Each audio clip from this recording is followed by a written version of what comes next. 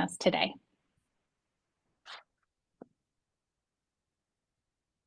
During this session, we'll give a brief overview of eligibility for this grant program, show you how to start an application, provide an overview of what's asked, and share a few final tips. We'll then turn to questions. I'm Louisa Kwasigroch, Managing Director at CLIR. We'd like to begin with a few brief introductions to this platform, to CLIR as an organization, and to our team. First, the platform. Though many of us are old pros at Zoom by now, we want to provide a few reminders. A live transcript is being generated if you'd like to utilize it. To turn on this feature, click the CC Show Captions button at the bottom of your Zoom window. Attendees will be muted throughout the presentation. However, you're welcome to use chat for general introductions and conversation. If a chat box isn't already displaying on your Zoom screen, you can hover your mouse towards the bottom of the screen and open it manually. In order to send a message to everyone, remember to change the default from host and panelist to everyone. We ask that you use the separate Q&A box to ask questions. This can be opened the same way as the chat box, and you could submit questions at any point during the webinar. We'll have dedicated time to answer them at the end of the session. Because we have limited time together, please feel free to follow along with questions as they come in and upvote them to let us know that it would be helpful to you to have them answered live. And finally, the session is being recorded. The recording, slides, transcript, and a Q&A document will be made available on the Apply for an Award page of our website within 2 weeks of this webinar. For those new to CLIR, we like to begin with a reminder of our mission. The Council on Library and Information Resources, or CLIR, is an independent, nonprofit organization that forges strategies to enhance research, teaching, and learning environments in collaboration with libraries, cultural institutions, and communities of higher learning. So what does that all mean? CLIR takes on a number of roles, including publishing research, convening meetings, and running programs. As an independent nonprofit, we are not part of the federal government. We are also not a private foundation. Our activities are not funded by an endowment, but rather by a combination of grants and sponsorship, which gives us the flexibility to operate our programs a bit differently than government funders or private foundations. The Recordings at Risk program is a regranting program, which means the funds for your projects were awarded as part of a grant to CLIR from the Andrew W. Mellon Foundation. CLIR reapplies periodically to Mellon for funds to operate Recordings at Risk and award new grants. CLIR's work is accomplished by a relatively small staff of about 20 geographically distributed individuals, with the greatest concentration living in the DC area. Today's webinar is led by the grants team, which administers CLIR's active regranting programs, offering support for the entire grant cycle from application to final report. The CLIR grants team includes Sharon Burney, Program Officer based in Midlothian, Virginia, Alyson Pope, Program Officer based in Pittsburgh, Pennsylvania, Jane Larson, Program Associate based in Pittsburgh, Pennsylvania, Lizzi Albert, Deputy Operations Officer based in Washington, D.C., and Louisa Kwasigroch, Managing Director based in Chicago, Illinois. Our team would like to center today's conversation by acknowledging that, as residents of the United States, we are speaking to you from unceded land of many Indigenous peoples. I'd like to respectfully acknowledge and recognize the original and current caretakers of the land, water, and air where I live, the Piscataway and Anacostan peoples and all of their ancestors and descendants. I'm grateful to have the opportunity to live and work on their homelands and ask you to join me in acknowledging all Indigenous communities, their elders both past and present, as well as future generations. May this acknowledgement remind us of our shared commitment to beginning the process of working to dismantle the ongoing legacies of settler colonialism. If you haven't done so already, we'd love for you to introduce yourself in the chat and share a land acknowledgement of the area where you live, if you'd like. For more than 20 years, CLIR has partnered with organizations to help raise awareness about the legal and practical threats to audio and audiovisual content. We supported the creation of the Library of Congress National Recording Preservation Plan in 2012 and gain valuable experience in regranting through our flagship cataloging and digitizing hidden special collections and archives programs. In 2015, we collaborated on the ARSC Guide to Audio Preservation, which is a practical introduction to caring for and preserving audio collections and is available as a free PDF download on our website. Through our work on these projects, CLIR came to recognize that there are unique challenges facing those performing audio and audiovisual digitization and description. The first and biggest of these is that much AV content is at high risk of being lost due to physical degradation and changing environmental conditions. As materials disappear, cultural history does too. A second major challenge is that specialized training is often necessary to address description, storage, and maintenance needs for these materials, which staff may not possess. Third, storage costs post-digitization can be prohibitive. Organizations may not have the existing digital infrastructure to store and maintain preservation copies, production copies, and access copies of the materials. And a final challenge that CLIR recognized was that often tricky intellectual property situations surrounding AV content. All of the projects that have been funded through Recordings at Risk have had time to work through some, if not all, of these challenges. Through the program, CLIR aims to help organizations identify priorities for digital reformatting, build relationships with partners, raise awareness of best practices, and develop practical strategies for addressing all of them. To date, CLIR has completed 11 award cycles for RAR, funding a total of 190 projects involving more than 168 unique institutions and awarding over $5.8 million. In light of the many challenges unique to AV collections, the Recordings at Risk program was developed with 4 primary assessment criteria: impact, urgency, potential for preservation, and approach to access. These are different from our sibling regranting program, Digitizing Hidden Collections, as the emphasis for Recordings at Risk is grounded in the need for preservation through digitization and the recognition that materials will have varying levels of appropriate access given legal and ethical concerns. Recordings at Risk awards are smaller with shorter timelines and have a very narrow focus on the activities directly related to digitization work. With that, Alyson will move into the eligibility requirements for the program and the resources available to applicants. Thanks, Jane. We have provided all the information applicants should need on the Recordings at Risk program pages, in particular the program's homepage and the Apply for an Award page. We'll share these links throughout the presentation and also point to specific resources available. We'll start with eligibility. To be considered for funding, you must be a U.S. nonprofit academic, research, or cultural memory organization. The organization and its collections must also be located within the United States or a related entity, such as Puerto Rico or American Samoa. Government units and their agencies are eligible so long as their primary function is cultural heritage. And federally recognized tribal governments are also eligible. If you have any questions about whether or not your organization is eligible for a grant, you can always contact us via our program email at recordingsatrisk@clir.org. An eligible organization can only submit 1 application per cycle. If an organization submits more than 1 proposal, CLIR will contact the responsible parties and ask them to select just 1 for consideration. A common question we receive concerns different campuses of a single academic entity. For the purpose of this program, we treat each individual campus of a university system as its own distinct institution. For example, UC Berkeley and UC Riverside may submit a separate application and would not be required to join forces through a single University of California application.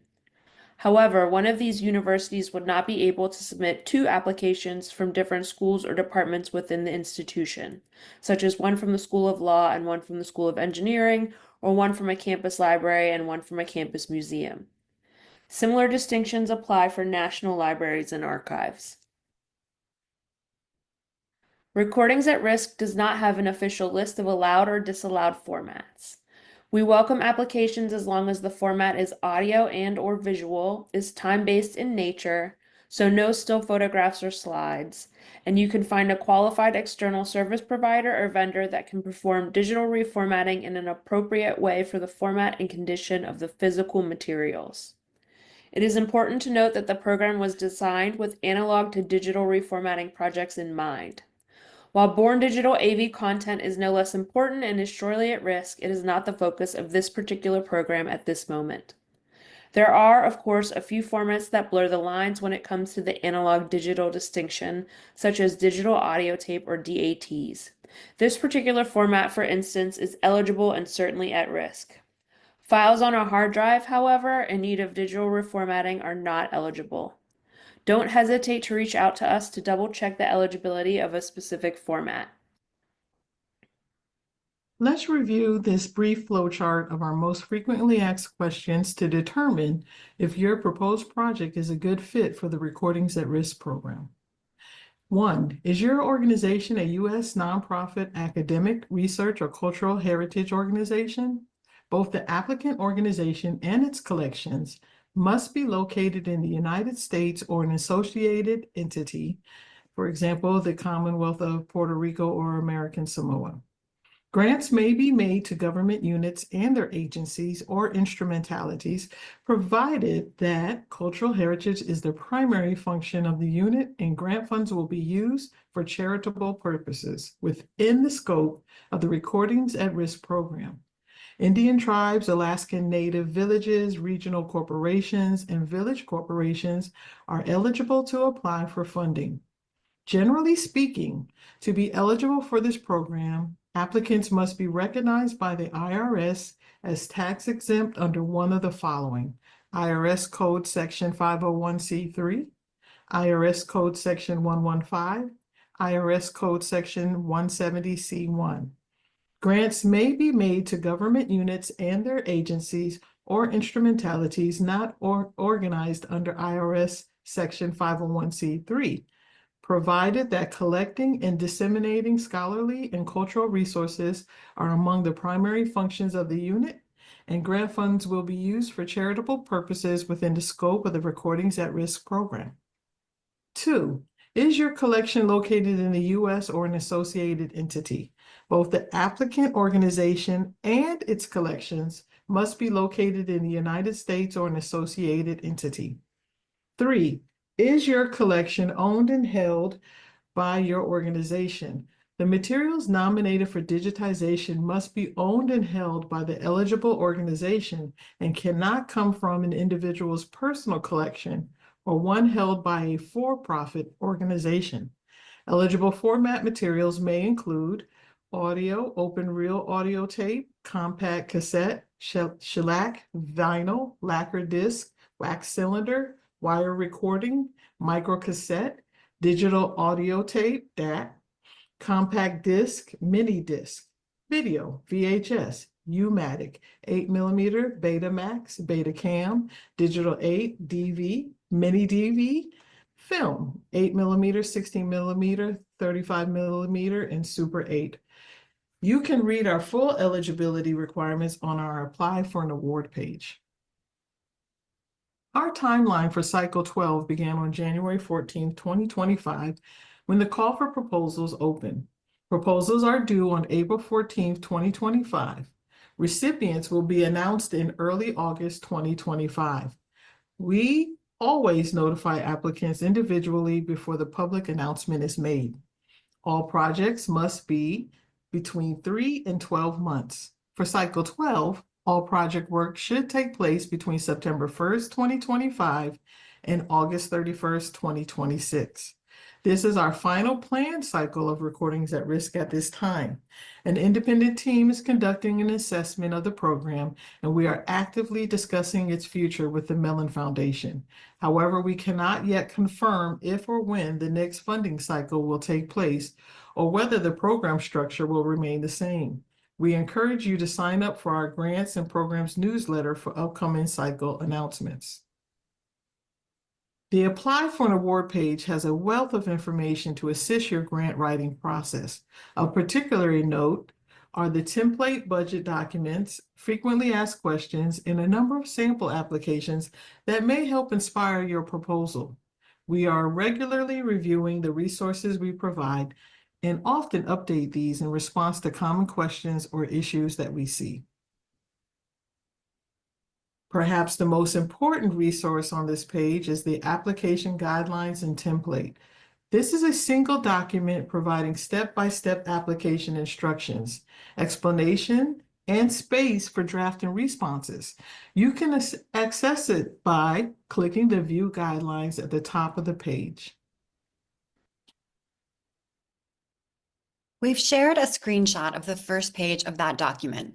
The guidelines and template can be thought of as a handbook for the application, identifying how the questions will be asked in the online application system and providing additional explanation, instructions, and the underlying rationale for various components of the proposal.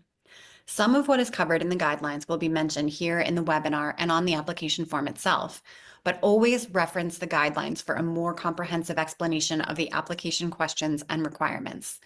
This is available as a Google Doc you can copy in order to develop your proposal alongside your team. You can also download the document as a Word document or PDF by selecting File, then Download As. Be sure that you are using the most recent version of this document, which is labeled Cycle 12 and dated January 2025. This version will have all the appropriate dates and instructions. Bear in mind that the Guidelines and Template Google Doc is only a working doc. You will still need to copy and paste your responses into CLIR's online application system in order to submit a valid proposal. There are two other resources on the Apply for an Award page that we want to highlight. The first is the Digitizing Special Formats Wiki, a project co-hosted by our colleagues in the Digital Library Federation, DLF program. This resource may be of particular use to anyone new to digitization projects and includes links to planning resources, workflow documentation, and even a list of digitization service providers. The second is the Technical Recommendations for CLIR's Recording at Risk program. This is available under the Key Guides, Policies, and References section of our Applicant Resources document library. Developed with the input of several of the members of our independent review panel, this document communicates more specific information about reviewer expectations for various aspects of recording at risk projects. This will be especially useful to those who may be new to digital reformatting, working with vendors, or thinking about digital sustainability. We continue to add resources and refine this document as needed.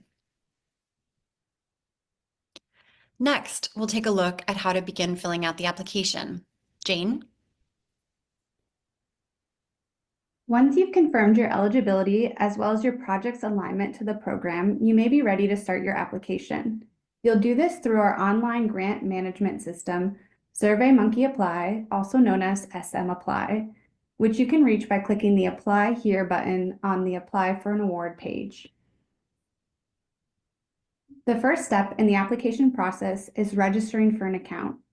If you've applied to a previous Recordings at Risk cycle, beginning with the third call, or to a Digitizing Hidden Collections call, or another CLIR fellowship program from 2018 forward, you'll be able to log in with the CLIR SM Apply profile you have already set up.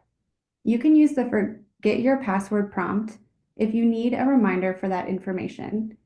All others should use the Register Here link at the bottom of the dialog box circled in red on your screen. For new users, you will receive a message from the SM Apply system that will verify your registration. If you don't receive the message right away, be sure to check your spam and/or junk folders. And if you still cannot find the verification email, contact our team before attempting to register again. Try to avoid creating a new account when you've already set one up. This helps reduce the number of duplicate accounts in the system, which makes it easier for us to assist you. Something to consider as you're setting up your account, the same login information you use to submit your proposal will be how you will log in and access the reporting space should your project be awarded funding. We recommend documenting the email and password you've used to reduce any confusion in the future. Once you've logged in or created and verified your account, you will see your application dashboard and should be able to start a Recordings at Risk application. Here you can jump to the different tasks of the application, view your progress, and add collaborators to help you prepare your application in the system. There is no need to attempt completing the entire application in one sitting. You can also complete the tasks in any order you choose. Just be sure to save your work as you go. Most of the application content is contained in the application form task of SM Apply. The remaining tasks are all for uploads.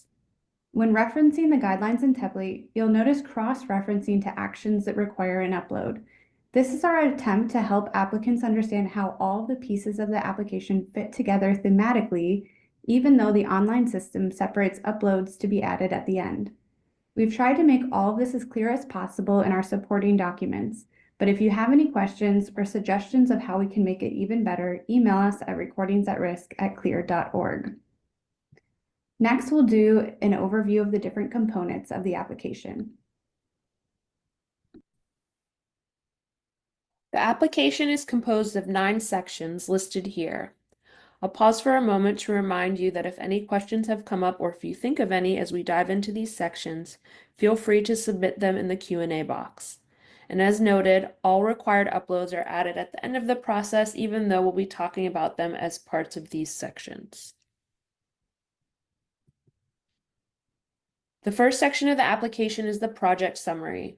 This is where you provide basic information about the project and your letter or letters of institutional support. This letter should come from a head administrator within your organization who will be responsible for making decisions about allocating resources for preserving and maintaining access to the project's deliverables over time. The purpose of this letter is to affirm your organization's dedication to the project and its long-term sustainability. At the end of section 1 and throughout the application form task in SM Apply, you'll be given the choice to click Save and Continue Editing, which will save your work and keep you on the same page, or click Next, which will save your work and move you to the next page. These buttons will navigate you through the entire form so you don't miss any of the 9 sections. Section 2, Description of Content, is where you provide a more thorough description of the source materials to be reformatted. We are looking for information related to their provenance, arrangement, and current accessibility. The application also allows for the upload of an optional inventory. The inventory enables applicants to share with reviewers exactly which recordings will be digitized and supply additional information about the condition, length, or right status of each recording. We do not have specific format requirements for the inventory, so applicants have the option of providing an edited and annotated copy of pre-existing collection guides or finding aids. We just ask that your inventory make very clear which media you are proposing to digitize through the funds you're requesting in the proposal. Finally, this section requires you to break down the materials by quantity and type. The image at the bottom shows the initial drop-down menu that asks how many different media types are included in your project. For example, if your project would reformat 42 VHS videotapes and also 4 hours of wire recordings, you would need to choose 2 different media types. This slide shows the forms that are generated when 2 categories have been selected. Here you would be able to enter the quantities and types of media you propose to reformat. You could describe your VHS tapes under category 1 and your wire recordings under category 2. The fields under each category include material type, amount, and unit of measure. Units of measurement may be either items or recorded hours. We ask that you list each category of materials only once. If you would like to include both the number of items and number of recorded hours here, you can select one as the official unit of measurement and include the other in the additional information box below. You can also use the additional information box to specify media brand types, since some are more at risk than others, and/or other details that may be useful to reviewers, such as how you determine the estimated amount of materials.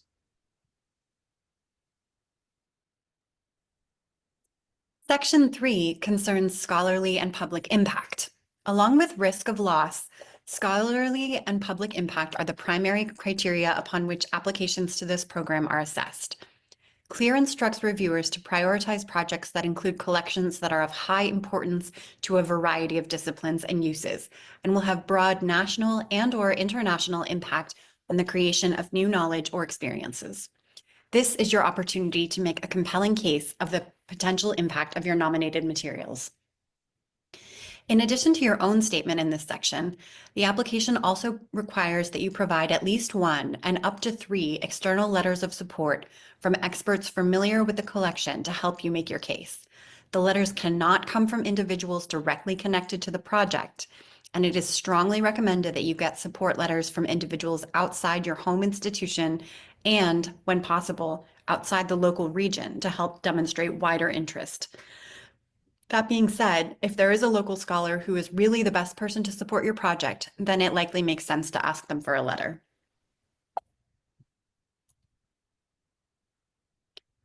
To help you gather the strongest letters of support, we've created CLIR's guidelines for authors of letters of support, which can be found in the document library of our Apply for an Award page.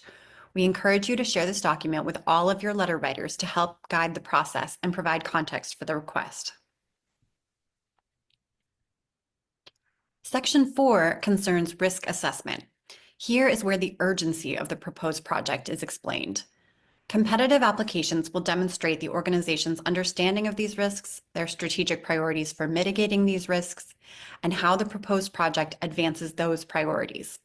Note that if your materials are in good condition, you aren't necessarily going to be looked at unfavorably by reviewers. Sometimes good condition is a reason why the recording should be preserved now. The review panel considers many factors when evaluating risk, so we encourage you to think beyond the physical condition of your materials. Though things like age and evidence of decay are important, also take note of environmental factors affecting your geographic region, age or health of the originator of the content, and/or access to native speakers of endangered languages. Rarity of the items is also considered, so if you have the only copy of something, that certainly adds to its risk of loss.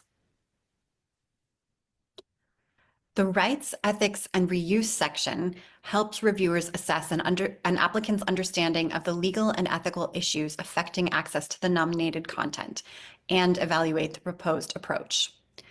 We require you to dedicate all metadata to the public domain under a Creative Commons waiver and to avoid imposing additional access restrictions on the reformatted recordings other than what may already be in place for the source recordings.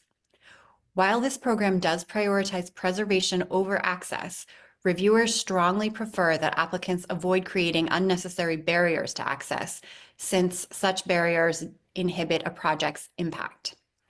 Access restrictions are allowable when well justified due to legal and/or ethical concerns. Such restrictions will not necessarily disadvantage you in the competition and may even be viewed favorably by the review panel. This includes restricting access to recordings that include personally identifiable information or culturally sensitive material. The project design section describes how the project would work in practice and consists of the components listed here. Design a project plan with timeline that identifies all the major activities taken during each phase of your project, including the parties responsible and the deliverables. Develop a technical approach that provides information related to preservation reformatting specs, metadata schema, and so on. Present a thoughtful digital preservation plan, which describes the process and parties responsible for preserving the files created during the project and how preservation activities will be managed over time. Consider the creation of multiple copies of files, scheduled fixity checks, periodic migration of data to new storage media, and any metadata creation that enables these activities. Finally, provide a list of all envisioned project deliverables and how they will be made available to users. You'll also list conditions and terms that limit their availability. All these elements are discussed at great length in the application guidelines. In this section and throughout the application, be mindful of all page limit requirements. Documents that exceed page limits will be truncated before being passed along to reviewers. Section 7 focuses on service provider information. Because the goal of the program is to help institutions without in-house capacity and expertise get started with preservation reformatting of their audio and audiovisual collections, all recordings at risk applicants must propose projects that name a qualified external service provider who will provide reformatting services. In-house digitization is not allowed, and proposals to reformat recordings at your own institution will disqualify your application. The most frequent question we receive about this is from academic institutions who would like to use on-campus digitization services that may run through a different department. This would be considered in-house digitization. In addition to covering the basic information on your selected service provider or providers, you will be asked to submit a rationale for service provider selection. Here you will demonstrate that you've chosen a service provider or providers that perform technically competent and cost-effective digitization appropriate for the specific materials you are nominating. You may reference the service provider proposals, but make sure that you clearly explain your decision-making process. Generally, our review panelists expect to see more than simply saying, "We've worked with this vendor before." Our recipients also encourage all of you to look outside your usual vendors because you may find another service provider more suited to your particular project. We technically only require one service provider proposal, but in most cases, you are strongly encouraged to seek out additional bids and can include up to 3 total. Multiple bids helps demonstrate to reviewers that you've done your research and that the services to be provided are right for your specific materials and your organization's needs. Should your organization prohibit the selection of a service provider until after grant funds are awarded, you must still make a tentative selection for this proposal in order to support figures included in your project budget. The guidelines and template provide more detail, and CLIR staff is available to answer questions at recordingsatrisk@clir.org. While we are unable to recommend specific qualified service providers, we do have a few tips to help you in this process. Consider reaching out to colleagues for recommendations. Check to see which service providers partnered with organizations on similar grant projects. Explore resources provided by industry organizations like the Association of Moving Image Archivists, or MAIA, and the Association for Recorded Sound Collections, or ARSC, that often publish lists of digitization service providers who meet their professional standards. Also, the DLF's Digitizing Special Formats Wiki has a list of companies and organizations who have volunteered their information to the page. You will still need to do your homework when it comes to assessing proposals from service providers. Another resource that may be helpful to you is the Effective Outsourcing with Audiovisual Digitization Service Providers webinar, also hosted by our colleagues at DLF and available on the wiki. We also encourage you to consult our guidelines for grants involving consultants or subcontractors for guidance on bidding, selection, and budgeting when working with external service provider. Our technical recommendations for CLIR's Recordings at Risk program also includes a section on soliciting and evaluating bids. Both documents are available on our Apply for an Award page. Section 8 is about funding, which relates directly to the service provider section since the primary expense for most projects will be the cost of digital reformatting. There are 3 budget documents that need to be uploaded. The first is the budget narrative, which has no page limits and serves to explain to the review panel what you are spending and why. The budget narrative template is available on the Apply for an Award page, and you should use the application guidelines to help you build this narrative. You should explain all line items that appear in your budget, discuss how your organization will manage your project, and why you are seeking external funding for this project. The budget detail must be submitted on the budget detail form, which is a macros-enabled Excel template provided by CLIR. You can hover over any red numbers on the sheet to access additional instructions, as well as review the Instructions tab for more detail. The third budget document is the Service Provider Proposal. This is simply a PDF upload of the proposal or proposals that you have selected. Quotes from additional service providers that you did not ultimately select can be added as appendices.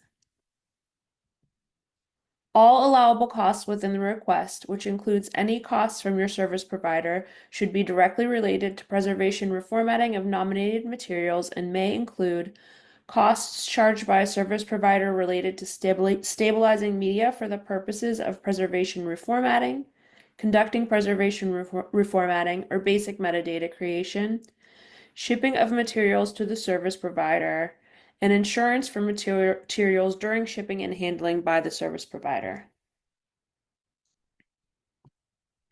In addition to the expenses directly related to the preservation through digital reformatting of at-risk materials, this program allows for some additional yet still connected activities. All such additional costs must be specifically and strongly justified throughout the proposal and especially in the budget narrative. We have made these adjustments in response to frequent requests to consider allowing requests for these kinds of services and materials. Note in particular that automated captioning, some basic transcription work, and the purchase of digital storage media or rehousing supplies are allowable. At the same time, it is vital to keep in mind that the purpose of the Recordings at Risk program is to support preservation reformatting and not enhance access. To remain competitive, applicants are advised that costs other than vendor-provided digitization services, shipping, and insurance should total no more than 50% of the total request. Reviewers will, at their discretion, decide which applicants might need more additional support of these kinds than others due to the apparent limitations of the applicant organization's capacity to fund this work through other means. CLIR and its review panel expect to see fair compensation for any labor funded through this program. Conversely, there are a handful of disallowed costs. I'll just point out a few that are particularly relevant. Indirect costs are disallowed by all CLIR's grants programs, as are any miscellaneous costs. Electronic equipment other than dedicated digital storage media. Software licenses and services are unfortunately something that we can't cover, including digital storage services. Extensive conservation work beyond what is required to get a solid capture of the materials is not covered. Extensive processing and editing of digital audio files post-transfer is also disallowed. The most complete list of allowable and disallowed costs will be found in Appendix A of the guidelines and template document, so be sure to carefully review as you develop your proposal. You can reach out to us via email with any questions you have regarding these items. The applicant information section is pretty straightforward. You'll be asked to provide proof of nonprofit status and contact information of the PI and your institution's address.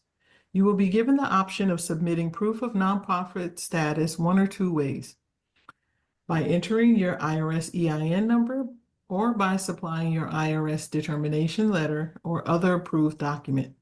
Not all EINs will be recognized by the SMApply system.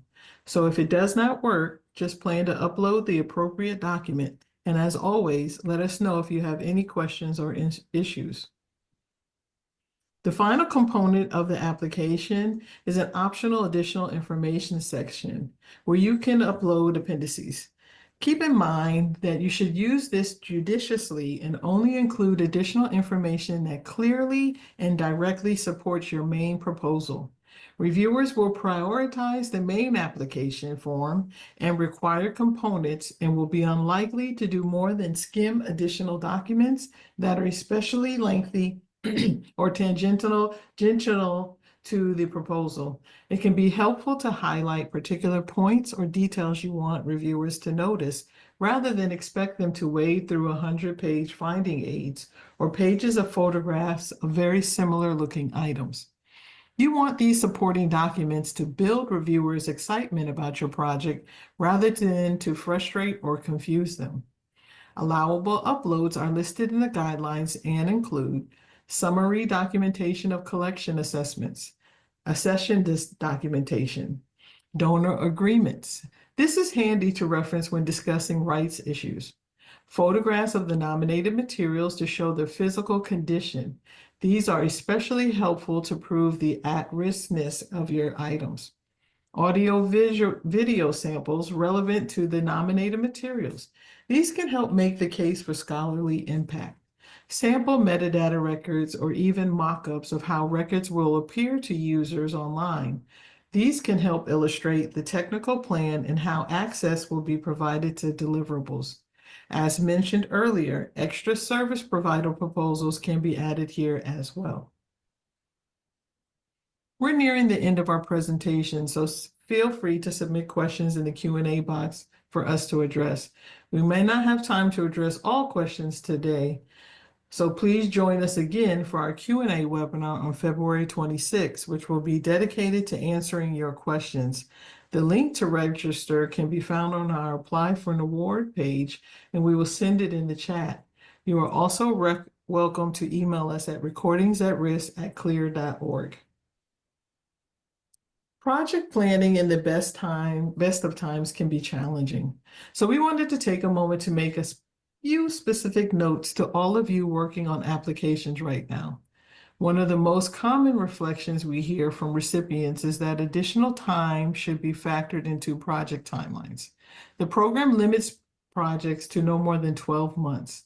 So think what that may mean when you consider potential delays in any plans for accessibility to materials. Would a smaller project be more feasible? Could you achieve the same goal through a different or more flexible metadata strategy? Do you have plans in place if you are unable to access your collection for a period of time? Service providers have often been affected by the same closures and delays.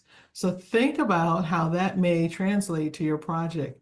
Have you asked any protocols that you may now have in place to facilitate remote processing? Considerations for shipping delays? Lessons they've learned and could pass along to you moving forward? We also do want to note that should your project be funded, the program does have allowances for no-cost extensions and other modifications. Our hope for all funded projects is to see them safely and successfully to completion, and the grants team is here to support you every step of the way. A few broader tips. First, ask yourself if this program is the right fit for my project. It's worth the time spent researching to make sure you're investing time in a program whose criteria and goals align with yours. Second, please read the instructions carefully. Third, leave yourself as much time as possible and plan everything out in advance. Treating this like a project and meeting often to track progress will make for a smooth drafting process. Fourth, assemble a team of people with different expertise to draft different parts of the proposal. Also, our panelists really care that proposals ask for the amount needed to get the project done successfully. Don't just choose the lowest cost vendor because it's the lowest cost. Select the vendor most qualified to do the work to the standards you've established and then justify your choice. If you need to include staffing for work directly connected to the project, explain to the reviewers why that funding is necessary and how that work is outside the normal scope of work or current institutional capacity. Next, reach out to staff. At CLIR, we're available to answer your questions over email at any time. Finally, propose a project that you really believe in. Your commitment to and excitement about a project definitely comes across in your application, and reviewers take note.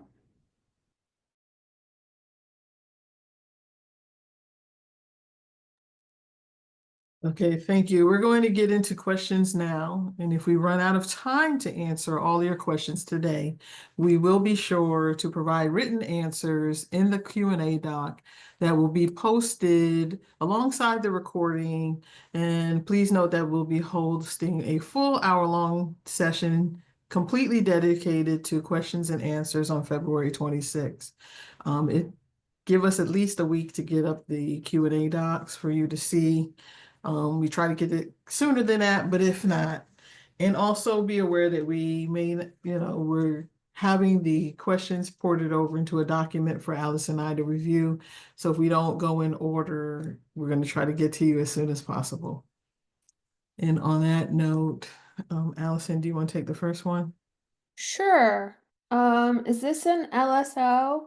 I'm not sure exactly what this person means by LSO. If they mean a limited submission opportunity, then yes, and that we only allow one application per institution. So I guess yes, we do limit the submission to one application per institution per cycle.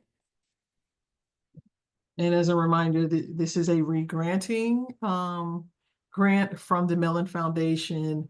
And we have an agreement with the Mellon Foundation, and that's where we establish our rules. And one of the rules is one application for this particular program from each institution. If the organization, you send two, we get two from the same, because sometimes they're unaware that two of them are submitting one, we will send an email to both, all of them, and ask them to choose which one wants to apply. Second question is there a list of vendors that the program has worked with before, particularly those in the Southwest, West Coast? So we use an independent review panel, and to not have any biases, we don't typically recommend vendors. The choice of a vendor is very particular to your specific project and your materials that you decide. Sometimes you may have a local vendor that fits the type of formats that you're working with, or have specialties in the areas that you need. And sometimes you won't. You might have to go all the way across and ship it across the nation. We did share in the slides, and will be in on our Apply for an Award page, the DLF organization, the Digital Library organization, has a DigiWiki page where we give you information about choosing some vendors and the correct choices for those type of things. So we do recommend you check out our Apply for Awards page, which has a plethora of information that'll assist you with this. I'm sorry, but where did you say we can find the list of eligible formats? There's a list of eligible formats on our Apply for an Award page. So again, you want to head back to the Apply an Award page for resources. It is listed in the frequently asked questions section. Hello, Under can I? formats. Go ahead. Sorry, Sharon. Are you done? Yes. Okay. Hello, can I consult with you to find out if a project I would like to work on is acceptable? I have about 3,000 belts of dictaphone recordings from 1959 to 1963. They were impacted by the humidity caused by Hurricane Maria in 2017, and we have them separated from the main collection. They need to be cleaned because they have fungus and transferred to a digital medium. This type of work is not done in Puerto Rico, and I requested a quote that came to me around $90,000. I imagine that costs are much higher right now. Could I prepare a proposal for CLIR for this project? So one, we have 2 open cycles right now, and typically during open cycles, we are unable to meet one-on-one with people about projects. That's why our Apply for Award page is heavily informational with webinars and interviews, and we do Q&A webinars, and our inbox at recordings@risk@clir.org is always open to answer these type of questions. Do I think this is, from what you described, this is what this program was made for? Your formats are acceptable and allowed, and the detriment due to degradation is high risk. The problem is the cap on this particular program is $50,000.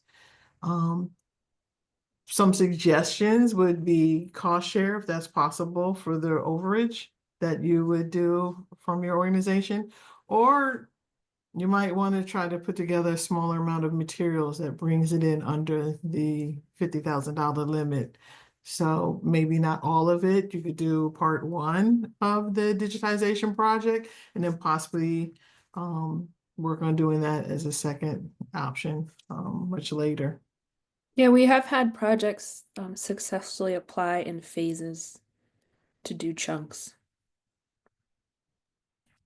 I am curious about the distinction between institution-owned resources and personal ones. I'm a writer-producer for the public radio program Afropop Worldwide. That is the applying entity and the owner of the vast majority of the tapes in question, but some of them relating directly to the work are mine. It is all part of one archive, but it is not all owned by APWW. Is this an issue? So all of the submitted proposals go through an IP review, and the purpose of the IP review is to make sure that the institutions committing to doing the digitization and then making the materials accessible actually have the rights to make those promises. So if APWW is not the rights holder for your materials, they don't actually have the ability to make those promises unless you were to grant them that ability. So you would probably want to look into some kind of documentation of a partial deed of gift or otherwise that would kind of spell out the rights that you intend to transfer to the organization. But there would need to be some kind of transfer of rights to put them in a position where they can make those long-term commitments. Yeah, and unfortunately, Recordings at Risk does not allow for collaborative projects. So we want to skip that question that was disregarded. How many projects awarded have had solo archivists? Was project design affected? Are there examples, awarded applications that we can review? So we have not the entire application online, but we do have on our funded pages on our Recordings at Risk tab examples of projects. This is a very subjective question. Yes, we have had projects that had solo archivists. We like for you to already have an assessment of the collections list that you've done. So you already have that done. It's a competitive grant opportunity, and people who have an understanding of what their collections list looks like and the shape that they might be in, because you'll have to submit that with your application anyway. These are smaller projects that we expect to do outside digitization, so it can work depending on the quality and the knowledge that you have on your collections list. I think it's very feasible. Sometimes we have projects that don't even add salaries to it. Then most of it is on digitization, and that's what we expect, at least 50% of the project to be on the vendor services of the digitization of it. And so you could add a salary line in there and do it with one solo, depending on how large your collection is. Alyson, did you want to add anything? No, I think that's pretty good. These are smaller projects, yeah, so it's not, we don't never see a solo archivist. Can you talk more about basic metadata creation? What does this mean? Basic metadata creation means the creation of the kind of back-end metadata records for these materials that you're digitizing that you're going to utilize in your platforms or in other platforms to describe them and make them discoverable. I think perhaps one of the reasons we say basic metadata creation is to confirm that we expect the focus of the program to be digitization. So while we do have some funds available for more extensive metadata work, like in-depth transcription and translation work, that isn't the program's focus. So to kind of maintain that balance that we expect to see at least half the funds on digitization, that's sort of why there are some limits on what we pay for from a metadata creation standpoint.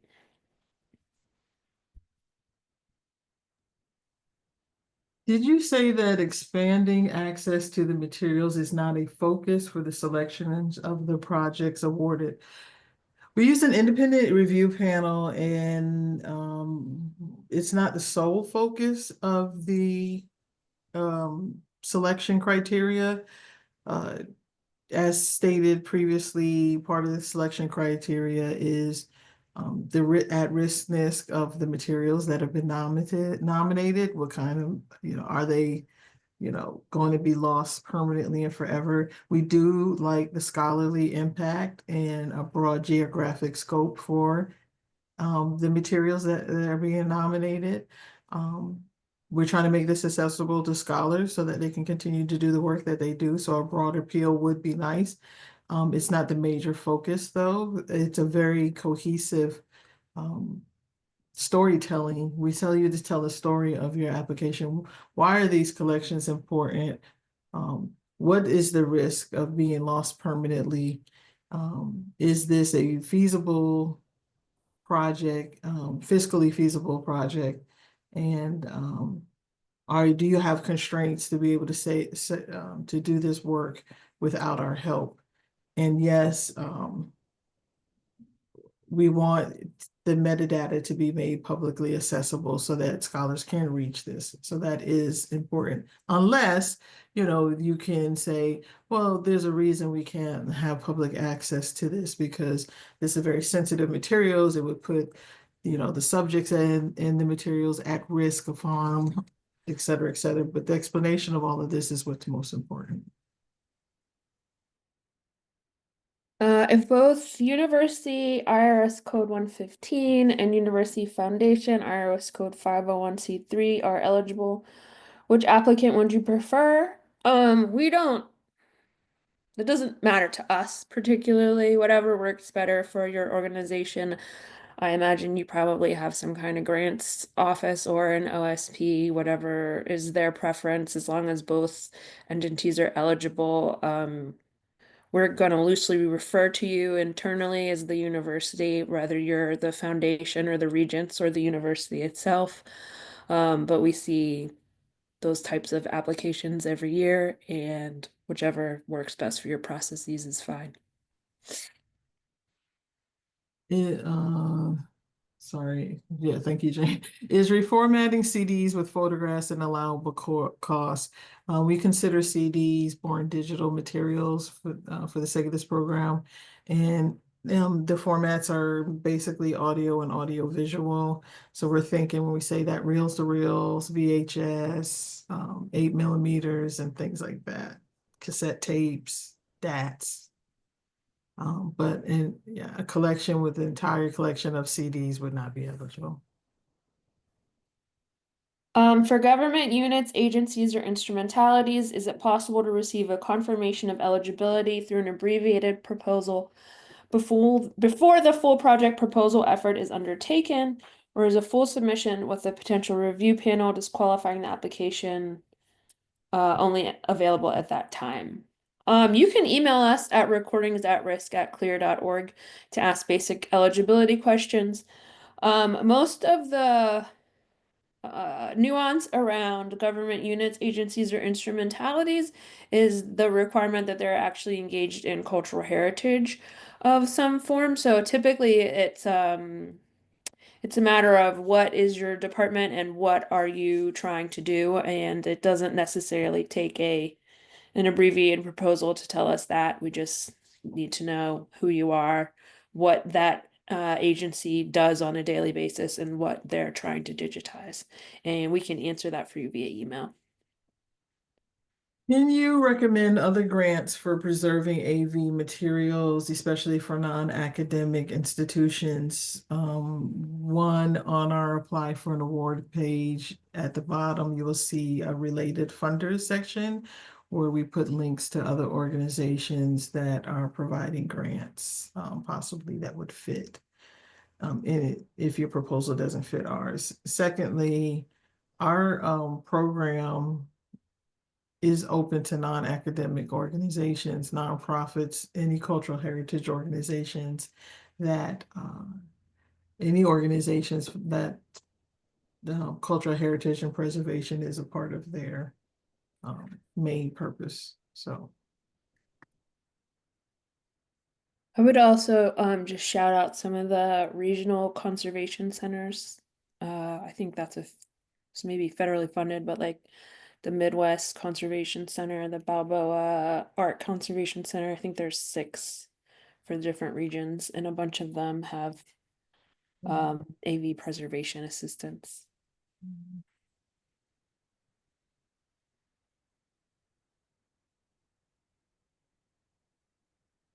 There are a sequence of questions here, so I'm going to try and answer some of them.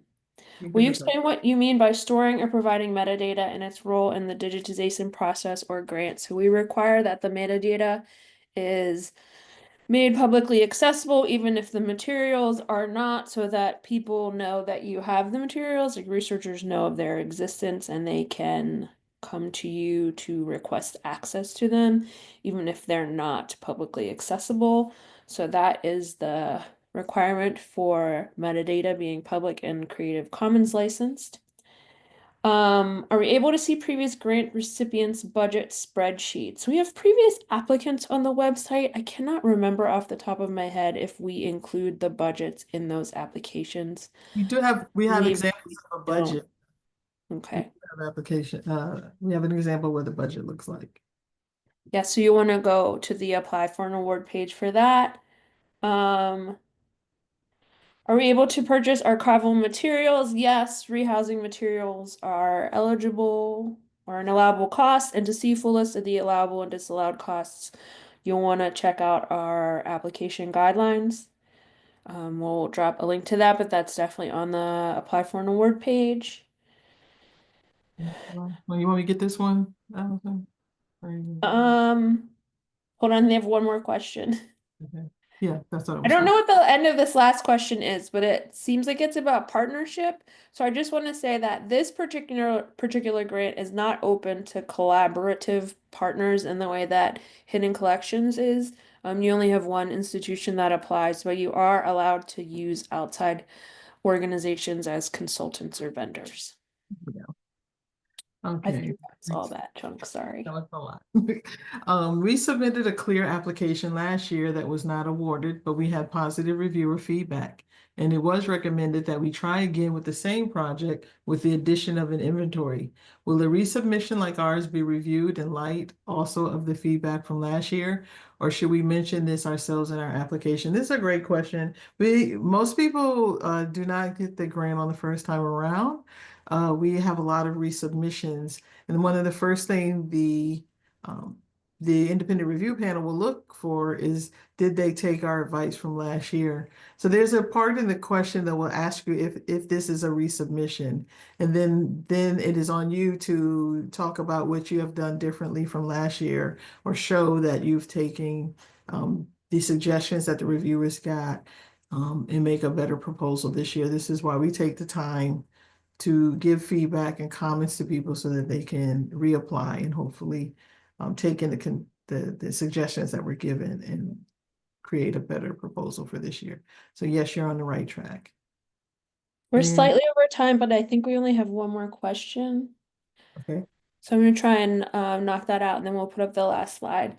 Would Okay. fees or other barriers include nominal fees typically charged by libraries for copying images? I would need you to ask me that more specifically, but if you mean the general fees that like a library charges for letting you use their Xerox, no.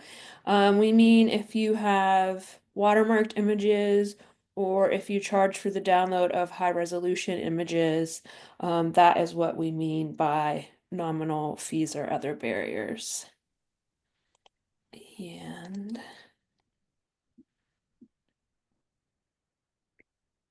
Thank you everyone for joining us today to learn more about recordings at risk. Within the next 2 weeks, as we said, we'll have the slides, transcript, written responses to today's questions, and recording from the session on our program's Apply for an Award page.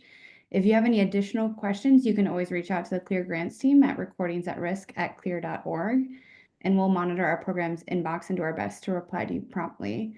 We ask if you can complete a survey about today's applicant webinar as we continue to ensure a successful experience for everyone, which we sent in the chat.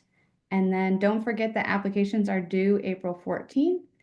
And thanks to all of you for your interest in our program and for attending this session. And we hope you have a great afternoon and happy grant writing.